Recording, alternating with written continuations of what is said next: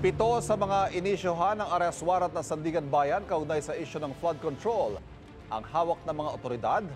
Ayon po yan kay Pangulong Bongbong Marcos.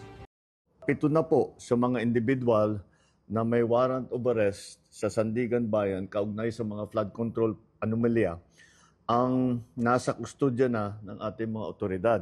Isa naman sa kanila na inaresto ng NBI at 6 naman ay voluntaryong sumuko sa CIDG. Dagdag ni Pangulong Marcos, handa rin daw sumuko ang 2 iba pang akusado.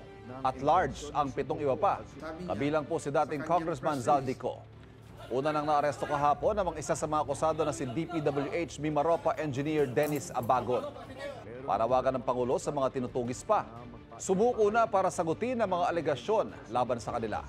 Nagbabala rin siya sa mga nagkakanlong sa mga akusado.